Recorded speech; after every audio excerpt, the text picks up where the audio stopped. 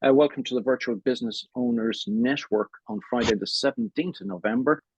And here is planning for 2024 part 2 with me, Alec Drew. Okay, let me just pull that up slightly, put it into presentation mode so I actually know what I'm doing. Good. What I wanted to talk just for a few minutes about, and just to kind of stimulate the conversation among yourselves, I'll only take a few minutes on this, is as we come to the end of the year, the last quarter, and you're going to be planning for next year, do you actually assess what sort of technology you're using and why are you using it? You know, what is the purposes? Often what happens is we sign up for many, many things. Sometimes it's a duplicate of something else that you have. And what happens is they come in as a sort of direct debit every month. And so really what I wanted just to ask that question, what are you using? And maybe to show you what I'm doing. And because I have questions to ask myself, and any feedback would be much appreciated.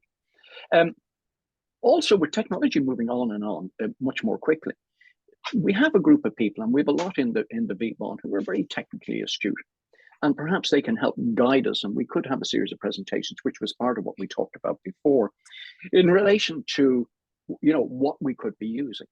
We're all here to help and share information with each other, and you know that's the whole purpose of this sort of group. And so, therefore, what help can you get from the mastermind group?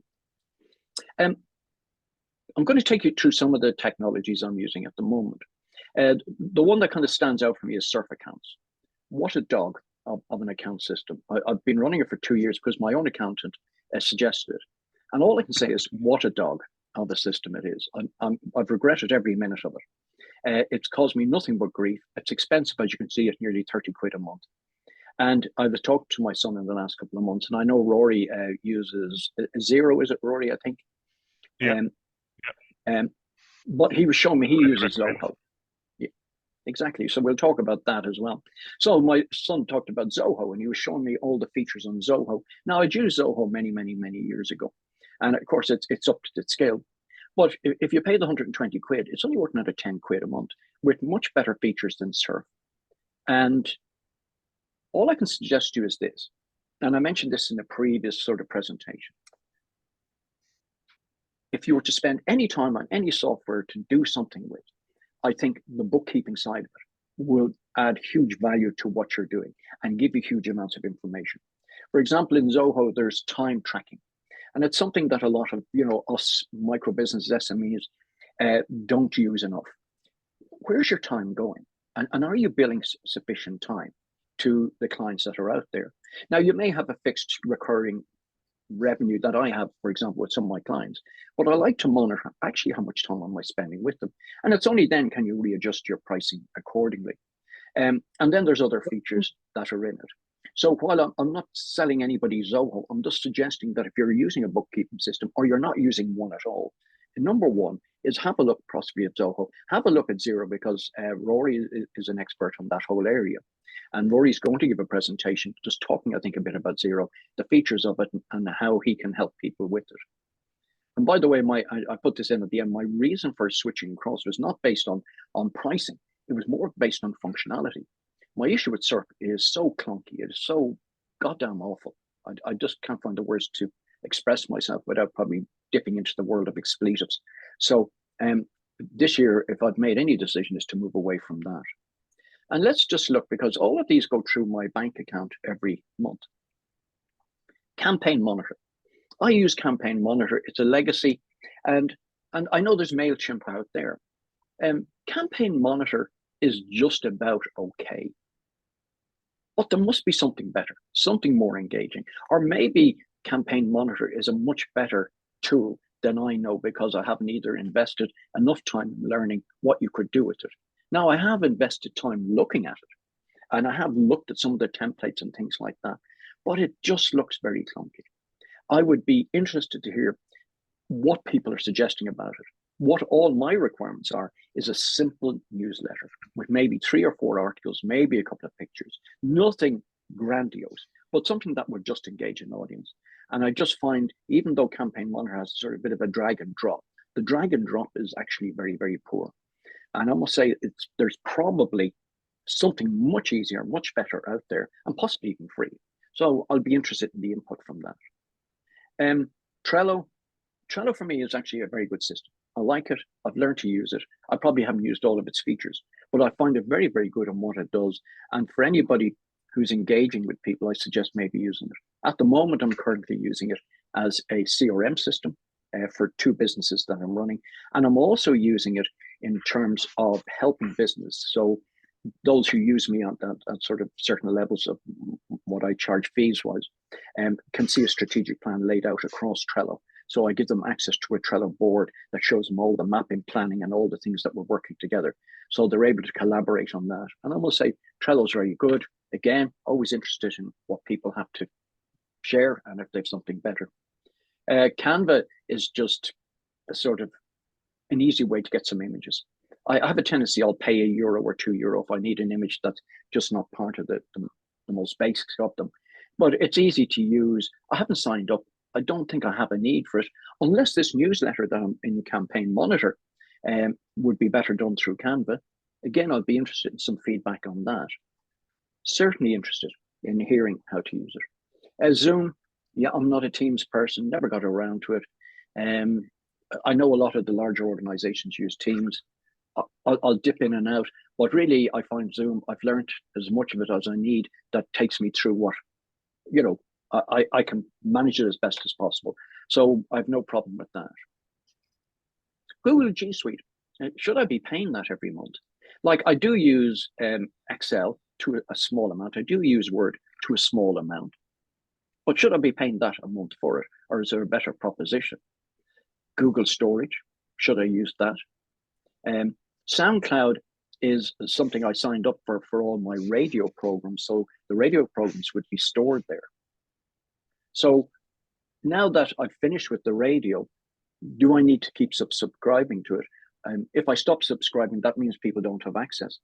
But anyway, who wants to hear me from last year or the year before? So again, there's a question I have to ask myself. I suppose these recordings probably will just vanish, although I'd have quite a lot of them on my YouTube account.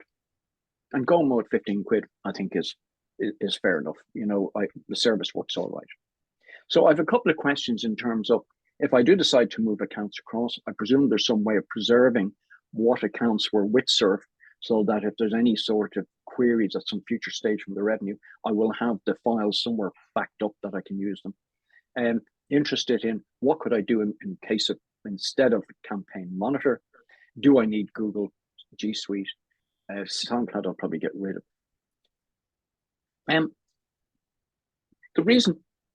The best thing here is to speak with the group here and get presentations from those who know these things. We're here to help each other.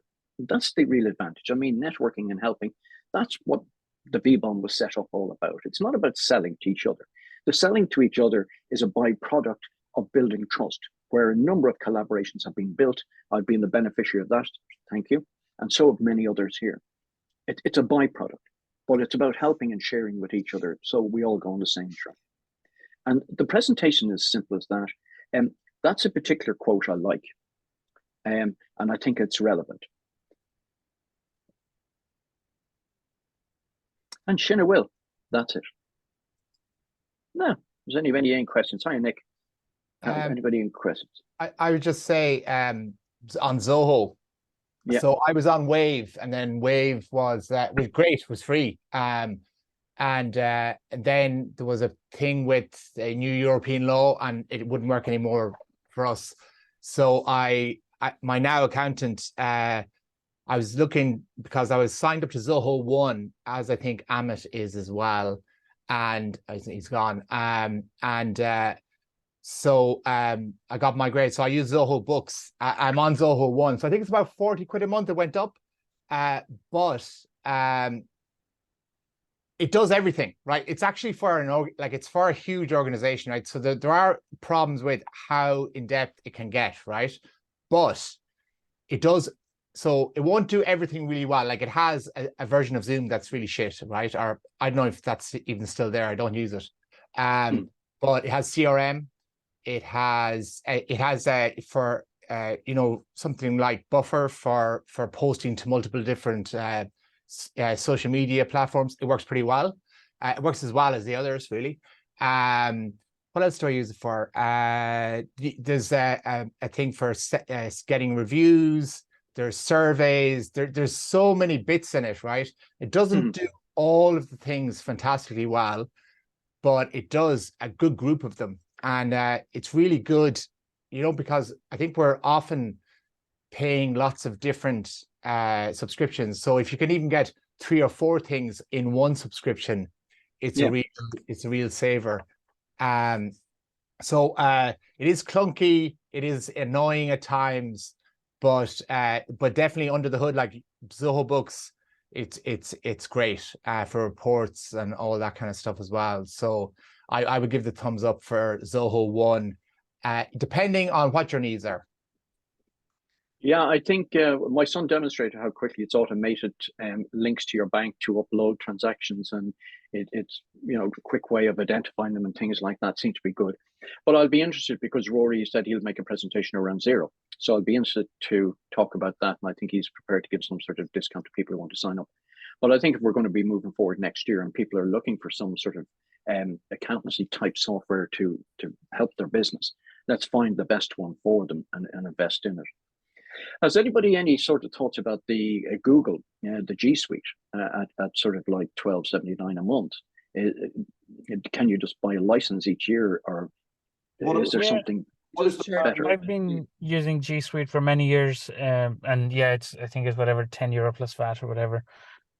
And I do find it useful, just in terms of email deliverability and stuff, because you don't have to worry about spam filtering or anything like that. If you use your hosting's native email, that would be one thing, but also it gives you access to 1 terabyte of storage. So, you know, I know that all my documents are backed up if I put them in the G Suite Drive, Google Drive. And you see, I'm paying then an extra $1.99 a month for storage. Then you see, yeah, they've been sending emails actually lately about add-on storage and stuff. I tend to ignore that because the G Suite comes with a lot of storage. I have about 300 gig in my G Suite, and I'm nowhere near even getting a warning of running into space issues or anything. So definitely. And your usage of files would be much higher. John, you were saying something there. Alec, you got a personal Gmail account. Is that where you're paying the $1.99 separate to your business account? That's probably the truth of it, yeah. So what you could do is you could move your storage over to your G Suite account and then just cancel the personal paid plan. That will reduce it by the $1.99 probably. And then possibly as well, there are different plans with G Suite. So what Amit's talking about is the kind of the second level. There's also a cheaper level, which is about a $5 a month. You don't get as much storage. I think it's something like 100 gigabytes. So depending on how much storage you're using, you might be overpaying. That plan that you're on is a good one because you can record video meetings. But if you're using Zoom, then you might need that feature. So you probably don't need that plan. You could probably drop it down to the more basic one. And Google last year did something sneaky. They tried to say they no longer supported the lower basic plan to try and get, and it made everyone switch to the second level plan. But so I actually did that myself. And then I realized that actually because I had 3 users. And so, you know, went from about 15 a month to like over 30 a month. And then I realized afterwards that you could downgrade to the basic one as well. So, you know, if you don't need it, you know, you probably can downgrade it. That's it. I'm just bringing the link, by the way. Who is here? I got a message most of the time now from Gmail telling me that I've used 94% of my Gmail. And do you want to buy some storage? Your free Gmail gives you 15 gig. Yeah. So if you're at 94%, you're using about 14 of those 15 gigs. That's what that is about. And that's why they're asking you to upgrade. The G Suite, the paid version, as John said, the lower plan has, I think, some large number of gigabytes. And then the G Suite, not the enterprise, but the middle one has nearly one terabyte. Okay, thanks, Amit. Chris, can I just bring you in there? Good man, Chris. Hands up and all that, yeah. Obviously, the business case for G Suite, I thought was more for companies like, you know, bigger companies. I've got a regular Google account, and I can use my chris@letsrock.com as that, whereas in the past you couldn't do that. So I can actually do everything through Google if I want to. I don't need to because I've got Outlook and Microsoft, but I've got the option to do that. And in terms of Trello and things like that, and your CRM. I use HubSpot, and it's $20 a month, and you get 1,000 contacts with that as well, business contacts, and it's got CRM and everything else built into it, and you can feed the forms from your website back into the system. So it's like an asynchronous link. And I use Asana for project management. So I used to use Trello for web development because it was quite a nice tool for web development. But for general project management, Asana is really good, and it's got project planning timelines and all sorts of different things in there. It's about $10 a month. All right, thanks, Sean. Thank you. Yeah, I was just going to say this. Can I share my screen for a sec? I'll let you do that. Just while you're doing that, Sean, I'm going to put in the one-to-ones for those who are there. There's the one-to-one link, and I'll just put it in. And I see John, and man, it's good. We've generated a conversation. Good stuff. I was just going to show people that are on Google this piece of software. It's really a platform. It's called Cloud HQ.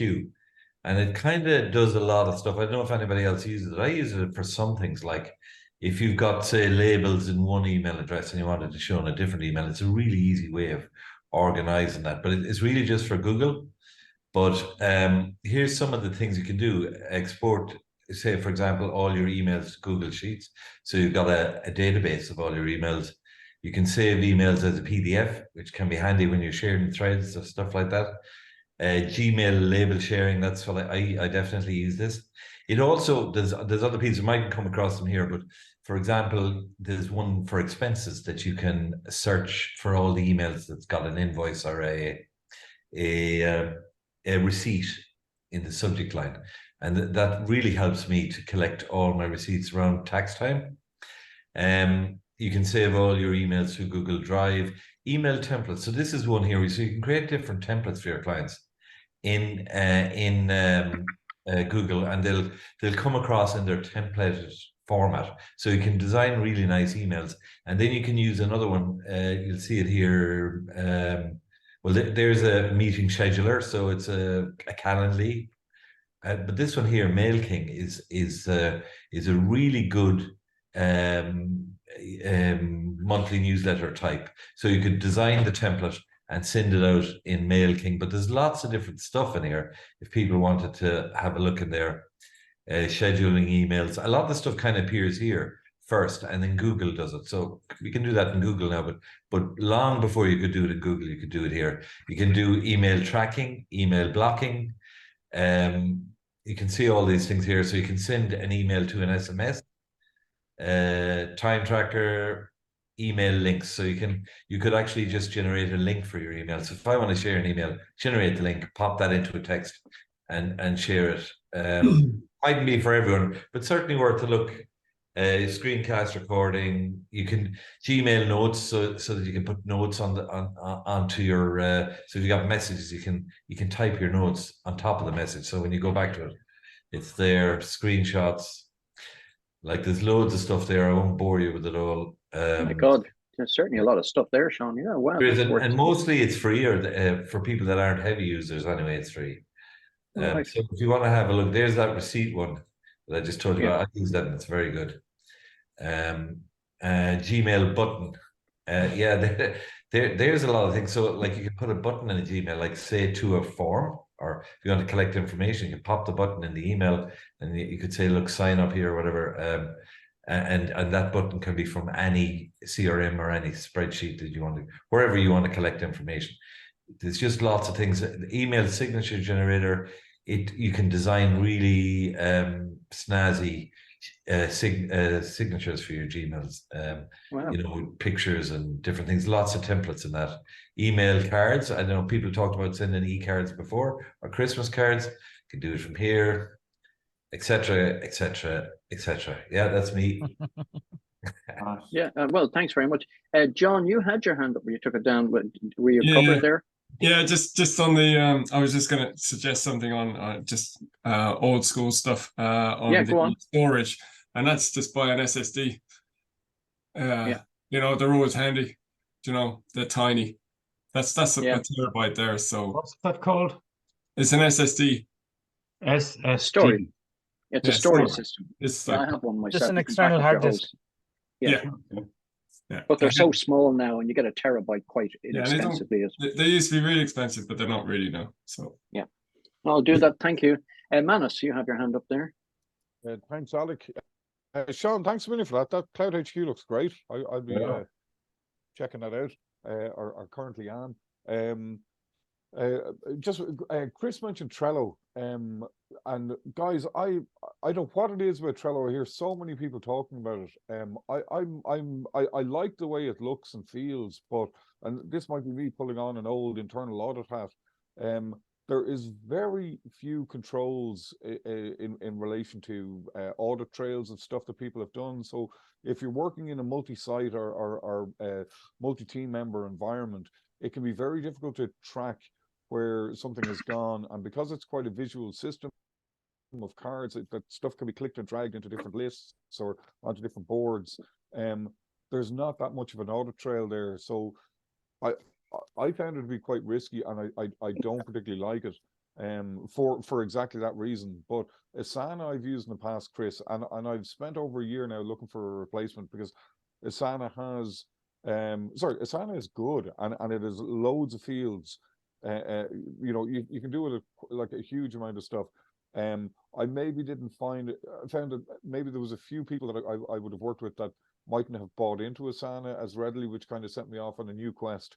So I found a different tool called Motion, which is quite good. Uses an element of AI, manages your diary well. However, again, buy-in continued to be the issue from other people within the team. So I've kind of gone back to thinking that it's going to be Asana again from a project management point of view. But that was just my 2 cents on a couple of the tools that were mentioned there. Oh, and Alec as well. I pay for Microsoft. I've whatever their cheapest license is from Microsoft to give me access to Excel, etc. And those suite of Microsoft tools. And I pay I think I pay up near 30 quid a month for Google Workspace. Or it might be just under that. Now I know, as John Rowan was saying there, they upped everybody's license then, as a kind of a temporary measure to some new thing for free, and you could reduce that again, and I never reduced it, so I might have a look again and see. But if I'm honest with you, I do, and this is probably quite stupid, nearly write off the Microsoft and Google expenses as necessary costs to me doing business and to be able to transact professionally. Without them, like, you could get away with either Google or Microsoft. Although you might be slightly restricted on, depending on which one you use, on just using the free version of their tools, but you could get away with it. But I do generally write it off as a cost of doing business. No, I appreciate that, Manus. Thanks. I'm going to bring you in there, Amit, just 1 second, just to make a comment. Yeah, this was just to stimulate a conversation. As I said, like, I was just showing you what I'm using as possibly a typical micro SME business out there, and just interested to see what other people are doing and what they're using. I mean, that suite you've shown, Sean, is certainly worthy of investigation and having a look. And thanks, Manus, for sharing, what your thoughts are on Trello. Actually, Alec, could I jump in with one more thing that I would suggest is it's either Zapier or Zapier. And everybody complains about time and not having enough time and being very busy. If you have the time to just recognize a repetitive task that you have to complete with any sort of regularity, you can be pretty sure that a small cheap license into Zapier, which I think is somewhere between 7 and 15 euros a month, you'll be able to automate that task. So as in just set it up. If you populate regular information from one spreadsheet into another, or one system into another, or an email to a spreadsheet, whatever that case is, you can remove that from your workload just by setting it, automating it on Zapier. And I believe that technology will just get better and better with the adoption of AI. So it could be a great time saving cost for people here. Sorry. Okay. Thanks very much. Amit? Yeah, just to add a couple of things. The Zoho thing that Paul was talking about, Zoho is a great tool, but it's quite expansive. So you do have, there's a tiny bit of a learning curve, but also they actually have copies of all of their tools within just their CRM as well. So if you don't need everything as a separate standalone fully functional tool, they have pretty usable versions just in their CRM license as well. And the other thing was Gmail versus G Suite versus Microsoft Office for email and storage and all of that. One reason possibly to pick Microsoft over Office, other than your personal preferences, would be that Office 365 allows you to have what they call shared accounts. So if you're a single person owner in the business and you want to look bigger and you want to have like accounts at or info at and things like that, you don't need separate licenses. You can actually have them as shared accounts, and you can give access to individual people while keeping an overall eye on the emails coming into those accounts. So, for example, Alec at Alec Drew can be controlled by you, but accounts at Alec Drew, you can give access to somebody else and see what they're getting, but they can't see what all the parent account is getting. And they also have some good presentation tools. You mentioned Canva. I've got the Canva full edition, and I use it quite a lot for a lot of different presentations and LinkedIn carousels and things like that. But Microsoft have Sway, and that's built into Office 365, and that's pretty good actually as well. All right, thanks for that, Chris. Manus, you have something in? Yeah, Alec, just on Amit's point there as well, of the Microsoft and having those access to those emails. I did read a piece recently, so I'm probably going to mess this up. And Amit or Sean, if you can find the error of my ways, please point it out. But there is a method by which you can create within the Gmail environment. So if you have that, and it's not even if you have the paid workspace. I think you can do it with any Gmail account. That you can create sales dot, Manus at Blue Digital or something along those lines. Sean, I see you nodding, so I think I think that's a free service. Yeah, it's an alias. You can set up some alias addresses, and it is a free service. Yeah, but alias is different from shared mailboxes. So alias, if you have sales at bluedigital.com, for example, or .ie, sorry. Yeah. The email will still come into your parent inbox, and when you reply, it will go as Manus as. It won't go as sales at. Whereas the shared mailbox allows you to use it as an independent email address. Yeah, you said it. So you can actually reply from sales at as opposed to Manus at. Yeah. Yeah, the alias is maybe what you described earlier, is if you're just a one-man show, but you want to kind of look. So you might have accounts at. But the difference as well is I might only want to look at my accounts. I might be doing my accounts now, just look at the ones that come into that email address, and I'm not getting distracted by the other stuff. But yeah, you got the aliases aren't separate accounts. No. That's great. Okay, thanks for that, Nick. Yeah, just to say, Chris, Canva is the bane of my life. Really? It's the absolute bane of my life because it has produced more really bad work online than anything else. It tends to be because it's easy to use. I have a lot of clients who actually we work on campaign work for them. CETA being one of them, Alec, and the office staff in CETA will then take some of my work and create campaigns which are completely off brand, and so it's a bit like giving a set of oil paints to a donkey and expecting a Rembrandt, it's Suzanne will appreciate the analogy so there. My advice to you is don't, everywhere, like what we spoke about brand recently, everywhere your name comes up, whether it's online or anywhere else, is a connection of your brand. And if you don't do it professionally, you don't look professional. So I mean, I started. Anyway, that's my rant for today, guys. I started with Photoshop 1, and I became a Photoshop master. But when it started getting into Creative Suite, it seemed to be so damn expensive. And Adobe seems to have this way of suddenly finding add-ons for you, and it's equally not a great customer service either. So it was like trying to find. I used GIMP for a while, but GIMP it's all right, but it's not as good. So if you know of an alternative that's I love Photoshop because I'm used to working in layers and stuff, so there really is no alternative. creative suite to the creative industries and advertising industries is what Excel is to accountancy, you know. So it's but the point is that it's not about owning the tools, it's knowing how to use them. Yeah. You know? Yeah, full with the tool, it's still a tool, yeah. I think there should be. Sorry, Adobe Express. Excuse me. Yeah, go on, Paul. Adobe Express is Adobe's version of Canva, and because I have the suite, so I've been using it a bit.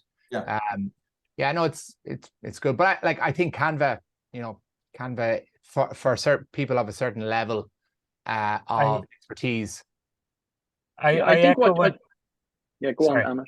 No, I was just going to say I echo what Nick was saying, because I've recently been at loggerheads with a client where they said, well, we can do this in Canva, and completely ignoring the brand guidelines, and it's a nightmare. Yeah, that's bad. Yeah. Absolute I think nightmare. this is all about education. I mean, Yes. like Nick and myself are in business for 25 years, so I do have an understanding. And what there is there's a bit of a dichotomy between those who don't want to spend the money on the brand without understanding the value of keeping the brand intact, and then investing in understanding how that brand should be used. And I think it would be an interesting presentation at some stage, Nick, to talk about it. Our job here is not to teach people how to use particular tools, but to teach them how to find people who can use the tools and get the best value for your money. So, I mean, if you're going to be buying design, my objective would be not to try and teach somebody how to design something. It would be how to write a proper brief so that when it is put to somebody designing, that you get the right outcome from it. And I put that in any service that anybody is offering. So that's where I think we should be focusing our attention, instead of trying to teach people to use things that they're not capable of using, you know. But as I said, Alec, it's a simple concept, which is that if your brand is touching an audience and you want that to be effective, seldom can people who are not involved in the creative industries deliver that. We know that. We accept that fully. And again, there's a lot of people in technology. I mean, Sean has a lot of tech experience, as Chris, as Amit, and many others here. But they have a skill set in using it. And when they keep it within their own remit of knowledge, that works perfectly well. I mean, there's no point in sort of giving you, Nick, an accounts package and then trying to teach you to do it, because A, you couldn't give it, damn, and B, you'll probably make an arse of it. Whereas what you want to do is find out what accounts package should I be using, and then put in the basics and get somebody else to do the right on it. Manus, come in on that. Well, it was more just to mention what Nick was saying there about painting donkeys, and we're all, I'm sure, aware of Picasso. So maybe just maybe this is the new Leonardo da Donkey or something. Well said. I should have used a different analogy, Manus. But everybody is a designer in their own mind. We used to have this, and I'll tell you, the worst offenders were architects. And architects are just because they have a design discipline, think they're actually graphic designers. And we used to say to them, that architects are to graphic design as builders are to architects. So, that kind of got the message. But anyway, we're finishing just about in time. As anybody else, hopefully that's been of some use to you. I just wanted to stimulate. It's turned out to be a different meeting. I wasn't expecting to drift on this long into a long conversation, but I'm glad it did. And I've captured all of this, and I'll put it up on the site. Well, Sean will put it up on the site for me. Thank you very much, Sean, for those to have a look. We'll have a look and see if somebody has something to do. Rory, you're going to come back to me. And Denise, please send me on stuff, and we'll schedule it in, because we've only a short number of weeks before Christmas. So let's get those in so people are planning right for the new year. Monday, 5 weeks, Christmas Day, hey? Oh, where my does God. the year go? Oh my God. Yeah. Well, that's grand. I know somebody has all their Christmas presents bought.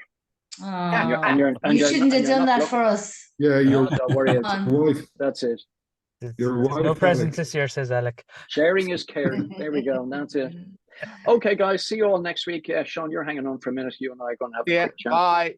Have a good Okay, day. bye-bye. Have a great week, See you next everyone. week. Okay, take care. Bye.